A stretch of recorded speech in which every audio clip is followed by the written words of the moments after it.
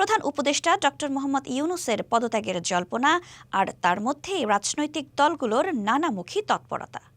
দেশ কি ডিসেম্বরে একটি অবাধ সুষ্ঠু নির্বাচনের পথে হাঁটছে, নাকি অপেক্ষা করছে আরও অনিশ্চয়তা? চলুন জেনে নেই বিস্তারিত।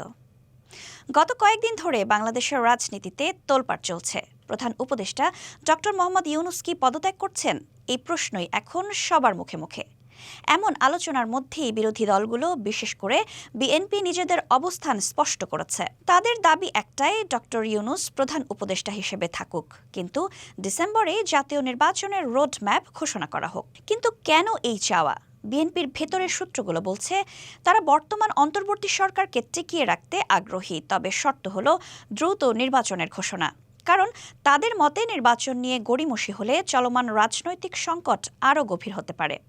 মজার ব্যাপার হলো, বিএনপি প্রকাশ্যে এমন কথা বললেও তাদের স্থায়ী কমিটির সদস্য সালাউদ্দিন আহমেদ বলেছেন, পৃথিবীতে কেউ অপরিহার্য নয়। যদি তিনি দায়িত্ব পালনে অপারগ হন, রাষ্ট্র নিজ দায়িত্বে বিকল্প ব্যবস্থা নেবে। তবে এরপরই শনিবার সন্ধ্যায় বিএনপি নেতারা সরাসরি প্রধান উপদেষ্টার সরকারি বাসভবন যমুনায় তার সঙ্গে সাক্ষাৎ করতে যাচ্ছেন। অন্যদিকে সন্ধ্যায় সরকার প্রধানের সঙ্গে বৈঠক করবেন জামায়াতে ইসলামীর প্রতিনিধিরাও। ডক্টর ইউনূসের প্রতি সমর্থন কিন্তু এখনও অটুট রেখেছে জামায়াতে ইসলামী। চরমোনাই পীরের নেতৃত্বাধীন ইসলামী আন্দোলন, জাতীয় নাগরিক পার্টি এনসিপি এবং হেফাজতে ইসলামের মতো দলগুলো, তারা সবাই সংস্কারের পর নির্বাচনের কথা বলছে।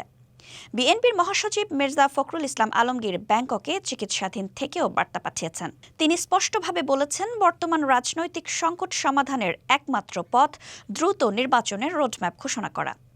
বিচার ও সংস্কার একটি চলমান প্রক্রিয়া। তার এই বক্তব্য ইঙ্গিত দেয় বিএনপি এখন নির্বাচনকে সর্বোচ্চ অগ্রাধিকার দিচ্ছে। শুধু বিএনপি নয়, এনসিপি এবং জামায়াতে ইসলামীও নির্বাচনের পাশাপাশি সংস্কারের রোডম্যাপ ঘোষণার দাবি জানিয়েছে।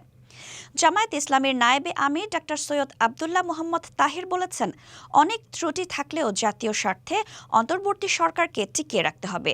সুষ্ঠু ও নিরপেক্ষ নির্বাচনে সবাইকে সহযোগিতা করতে হবে। চরমোনাই পীর অর্থাৎ ইসলামী আন্দোলনের আমির সৈয়দ মুহাম্মদ রেজাউল করিম অবশ্য রাজনৈতিক দলগুলোকে দায়িত্বশীল আচরণের আহ্বান জানিয়েছেন। তিনি চান না অন্তর্বর্তী সরকারকে চাপে ফেলে দাবি আদায় রাজনীতি হোক।